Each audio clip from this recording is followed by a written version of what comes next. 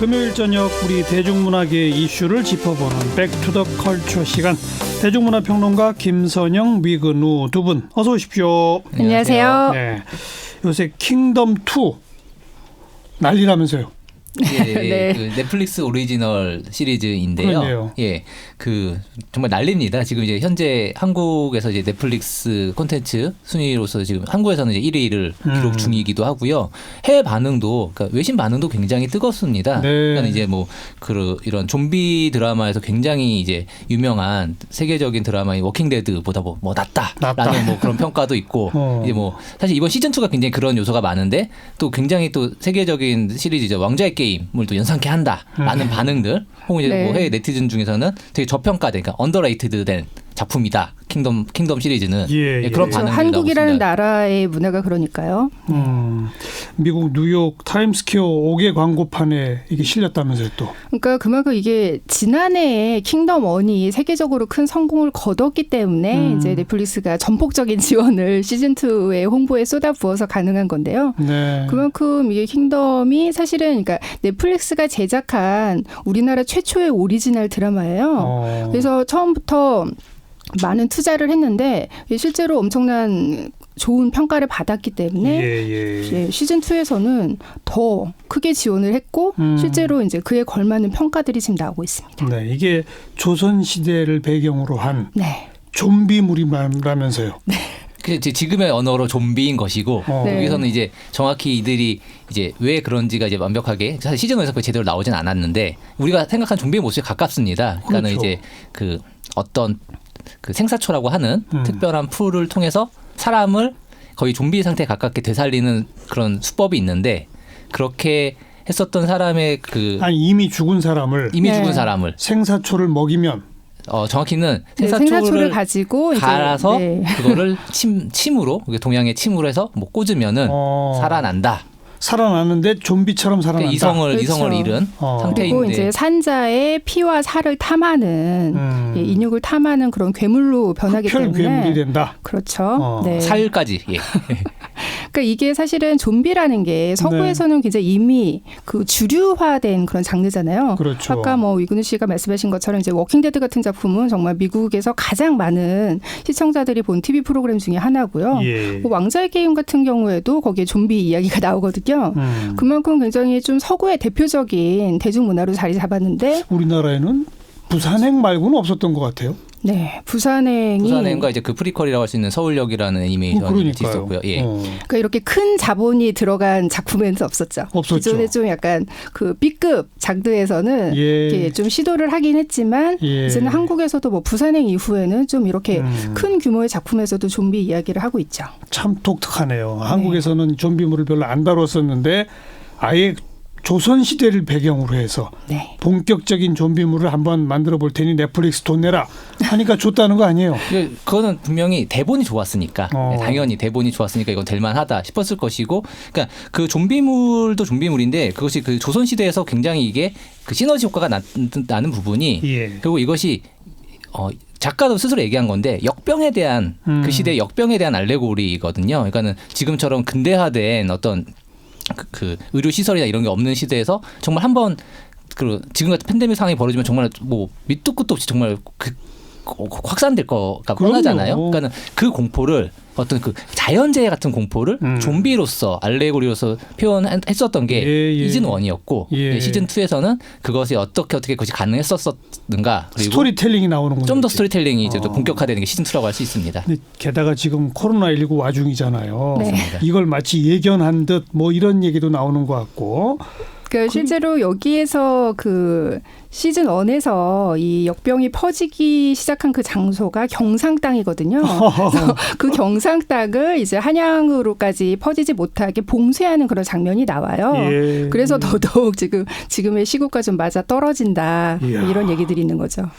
그리고 또 요새 외출 못하니까 사람들이 넷플릭스 가입하고 이런 사람들도 더 늘어났다면서요? 예, 맞습니다. 그 실제로 이거는 뭐 그 이번에 이제 코로나19 사태 이후에 집에 있는 분들이 소위 사회적 거리두기를 하면서 집에서 이제 시간을 보내기 위해서 넷플릭스 사용자가 늘어났다라고 하는 것은 이미 알려져 있고, 그리고 사실 이제 그 킹덤 시즌 1 같은 경우만 해도 그 시기에 또 넷플릭스 가입자가 많이 늘었어요. 그러니까는 이제 한국 오리지널 컨텐츠 이것을 넷플릭스에서만 볼 수 있다. 그렇죠. 라는 걸로 이제 그 모 통신사에서 그걸 이제 유인책으로 이제 많이 그 유인했었는데 그런데 이번 같은 경우에도 이런 외부적인 요인이 있고 또 이제 그 굉장히 훌륭했었던 시리즈의 시즌 2가 나왔고 그 입소문 금방 탔습니다. 시즌 1보다 더 재밌다더라라고 하면서 이제 굉장히 많은 사람들이 이제 유입되는 그런 결과가 됐습니다. 그런 코로나19 와중이다. 넷플릭스 보급이 또 사회적 거리두기 때문에 올라갔다. 네. 한 두세 가지 박자가 딱 맞아떨어져서 국내에서는 1등 할 수밖에 없을 것 같아요. 그렇죠. 맞습니다. 그러니까 해외에서도 지금 이 킹덤에서 이제 외신이 이 킹덤에 대해서 소개를 했는데 예. 거기에 어떤 한 사용자가 단 그 댓글이 굉장히 화제가 됐었어요. 뭐라 그랬냐면 지금 그 조선은 1600년대부터 이렇게 이런 감염 재난에 대비를 하고 있었다. 이런 댓글이 굉장히 좀 화제가 됐었죠. 예. 그만큼 이제 해외 시청자들에게도 많이 관심을 불러일으키는 작품이고요. 자, 그리고 이번에 이 킹덤 2가 한국형 좀비물이라고 하는 표현을 불러일으키고 있더라고요. 네. 그게 뭐예요? 그걸 좀 소개해 주세요. 그러니까 이 킹덤이 굉장히 큰 호평을 받았었던 거는 이 킹덤의 그 좀비가 또 조선 사회의 그 신분제 사회 안에 그 소재가 들어감으로써 예. 그 권력이 이 역병을 어떻게 이용을 하고 이 감염이라는 재난이 어떻게 사회 최약계층을 배제하고 소외하는가. 어떻게 보면 지금 재난 상황에서 벌어지고 있는 똑같은 시국의 상황을 조선시대를 배경으로 똑같이 은유를 한 거거든요. 그러니까 그것 때문에 사람들이 더 이 킹덤의 어떤 정치적 의미 이런 거에 대해서 많이 호평을 하고 있거든요. 좀 더 풀어주세요. 양반쌍놈의 신분제와 이게 좀 연결이 됩니까? 예, 이 부분을 어떤 식으로 사실 이제 연결되죠? 처음부터 말씀드렸던 부분인 것 같은데 처음에 이제 이 생사처럼 풀을 가지고서 이제 사람을 좀비로 되살리는 이 의식이 왜 시작됐는가 했을 때는 처음 이제 그 붕어한 왕을 살리는 거였습니다. 왜냐하면 이제 이 왕위가 현재 세자에게 물려가기 전에 현재의 그 비가 이제 임신을 하고 아이를 낳아서 그 권력을 승계해야 되기 때문에 그때까지 살아 있어야 되기 때문에 왕이 이제 그렇게 했는데 이제 그 왕에게서 이제 해를 입은 이제 왕을 이제 그 아련한 어떤 이제 의원의 조수가 이제 좀 피하사를 탐한다고 말씀드렸잖아요. 왕이 피하사를 탐하는 상태가 된 거죠. 좀비가 최초 좀비가 왕이군요, 그러니까. 예. 그런데 시즌 2에서 시즌 약간 1에서는 이제 그 최초의 좀비가 타임라인에서 그렇게 말씀을 드려야 될 것 같은데, 이제 근데 이제 그 해안 시신 그때까지만 해도 옮지가 않습니다. 그러니까 물렸어도 옮지는 않습니다. 죽으면 죽더라도 그냥 알타가 죽는데, 근데 그 시신을 데리고 왔는데 다 너무 굶주려 있는 시기니까 그 의원에 있는 그쪽 사람들이 이 시신을 인육을 먹습니다. 카니발이 벌어지는군요. 예. 근데 이제 삶아서 먹었어요.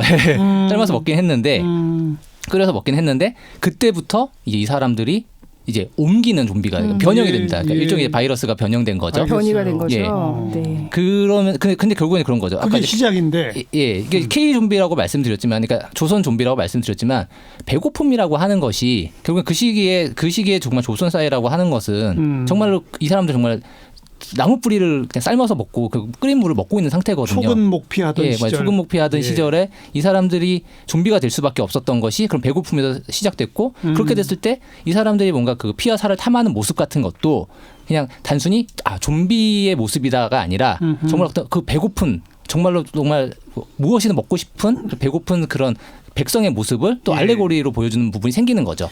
그 실제로 이 킹덤에서 묘사되는 그 좀비들을 보면은 그 기존에 누더기 옷을 걸치고 머리가 산발 상태가 되고 배를 공고 있던 그 민초들의 모습과 거의 다르지 않아요. 그냥 피투성이가 됐을 뿐. 그러니까 그들의 어떤 생존 본능이 극대화된 형태가 좀비로 나타나는 것이고 그렇기 때문에 킹덤의 좀비들을 보면은 공포의 대상이라기보다는 좀 약간 비통함의 대상으로 먼저 다가오는 거죠. 네. 그래서 이게 좀 서구의 좀비물, 그러니까 좀비를 이렇게 퇴치함으로써 쾌감을 얻는 그런 블록버스터와는 좀 차별화가 되기 때문에 이 킹덤의 좀비가 좀 특별한 평가를 받고 있는 것 같아요.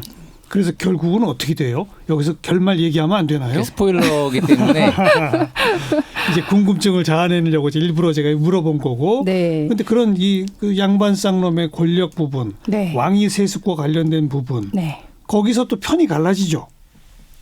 그렇습니다.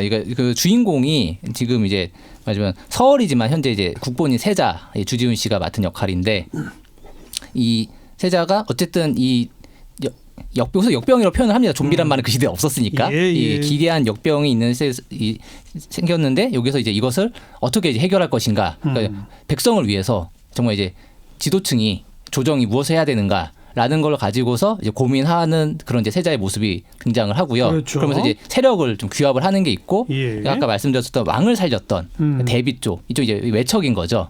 여기서는 해원조씨 가문이라고. 네, 해원조씨 가문이라는 네. 외척이 있고 그쪽이 이제 실세인 거죠. 네. 네. 그쪽 가문에서는 이 좀비 사태를 이용해서 권력을 더 공고히 하려는 그렇죠. 그런 모습을 보여주게 됩니다. 그러니까 세자는 민생 파고, 네. 그죠?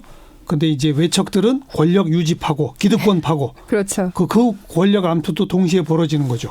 네. 벌어지고 또 어쨌든 굉장히 저는 이 킹덤 시즌 2는 흥미로운 작품이라 생각을 하는 게 네. 그러면서도 어떻게 보면은 그 왕세자라고 하는 거는 그냥 과거의 개념인 거잖아요. 어떤 면에 있어서는. 그러니까는 계속해서 그 왕세자가 이제 나는 왕세자로서 이런 백성을 지켜야 된다라고 얘기를 하지만은 그렇게 왕족의 피라고 하는 것이 정말 이제 그 외척과 그런 다른 다른 어떤 고결함이 있는 것이냐. 정말 이제 그거에 대해서 계속해서 질문을 하는 굉장히 현대적인 관점을 많이 보여줍니다.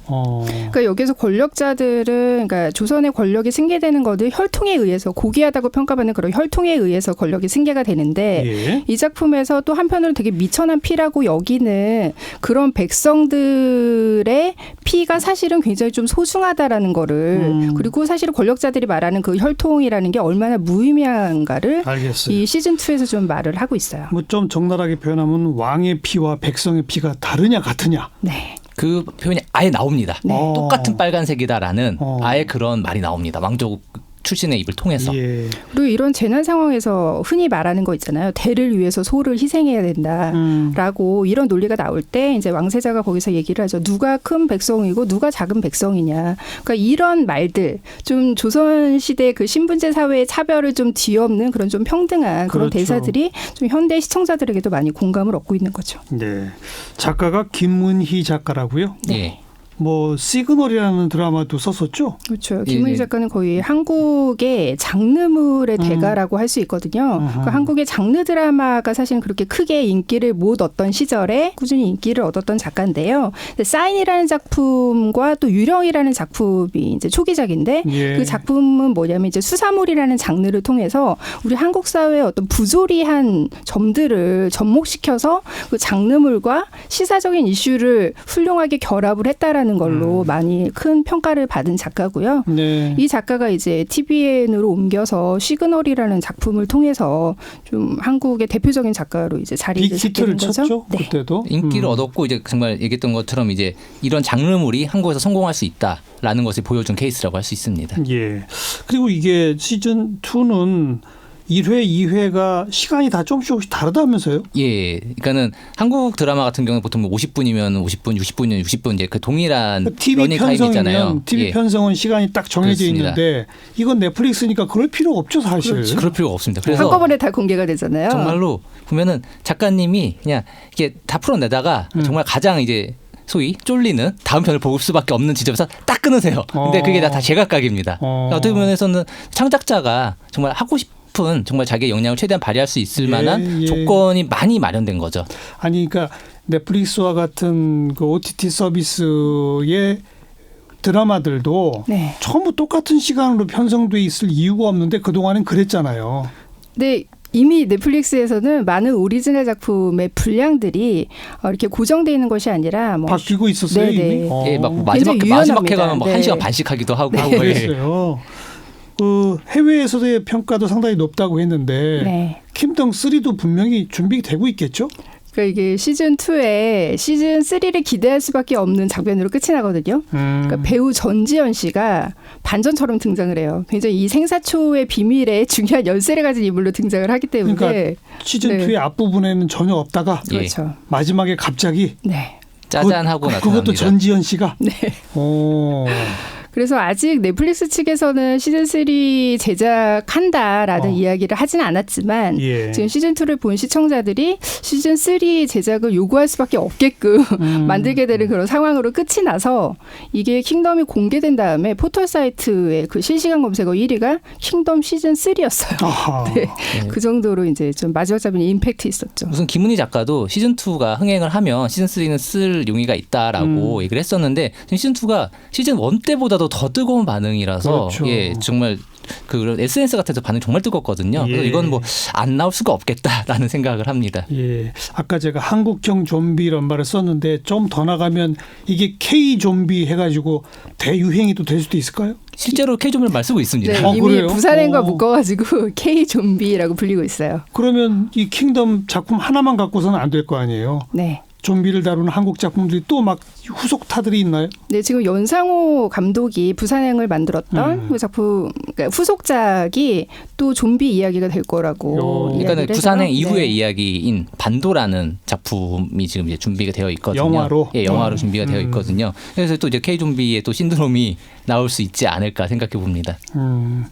뭐 장면 구성이나 스펙타클 이런 것도 훌륭합니까? 킹덤 2는? 그렇죠. 킹덤 2 같은 경우에는 그 시즌 1에서 이게 장르물로만 큰 평가를 받았던 게 아니라 그 한국의 아름다운 뭐 복식이라든지 뭐 궁궐의 모습이라든지 예. 이런 것도 굉장히 그 해외 시청자들에게 호평을 받았기 때문에 예. 시즌 2에서는 훨씬 더 좀 영상미를 되게 강조를 하고 있어요. 그래서 그 시즌 2를 연출한 감독님이 실제로 해외 시청자들이 이 킹덤을 보고 한국의 저 장소를 찾아가고 싶다라는 욕구를 불러 일으키게끔 한국의 고궁 관광객 유치용. 네. 어허. 그렇게 저기가 좀 그 좀비가 연출을 뛰어다니는 하셨어요. 곳이구나라고 할 수 있게 예. 굉장히 멋있게 만들었고 사실 시즌 경복궁 이런 데서 찍었어요, 그러면? 경복궁은 실제로 촬영 허가를 내주지 않기 때문에 네, 좀 세트를 만들었군요. 네, 그렇습니다. 그렇군요. CG도 잘 쓰고 네. 시즌 1 같은 경우도 사실 재난물로서 굉장히 뛰어난 완성도를 보여주고 있거든요. 네, 예, 네. 터널을 연출했었던 김성훈 감독이 연출했었는데 그러니까 딱 그 사실은 정말로 오프닝에서부터 느낄 수가 있습니다. 쓴 돈이 다르구나라는 느낌을 받을 수 있는 제작비가 어마어마하군요. 예, 네. 제작비가 어마어마한데 이제 그 제작비를 허투루 쓰지 않았구나라는 알겠습니다. 생각이 드는 그런 퀄리티를 보여주고 있습니다. 우리 대중문화, 뭐 드라마나 영화나 이 수준이 대단하잖아요.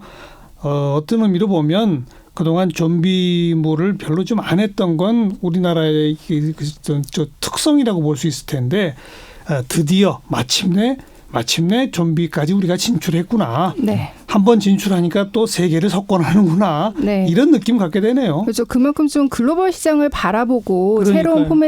새로운 포맷과 소재를 자꾸 개발을 해내는 거죠. 킹덤이 이제 바로 그 최전선에 있는 작품이라고 할 수가 있고요. 국뽕을 좀 자극하고 싶진 않지만은 생각보다 콘텐츠 역량이 굉장히 많이 누적되어 있었구나라는 그럼요. 생각이 좀 들더라고요. 예. 어느 장르건 우리가 네. 손대면 수준급은 한다. 그거 아닙니까? 네. 제작비가 굉장히 많다는 전제하에 네. 백투더컬처 이 본개편 때문에 오늘이 마지막 시간이었는데요. 네. 대중문화 평론가 김선영, 위근우 두 분 그동안 수고 많으셨습니다. 고맙습니다. 예, 감사합니다.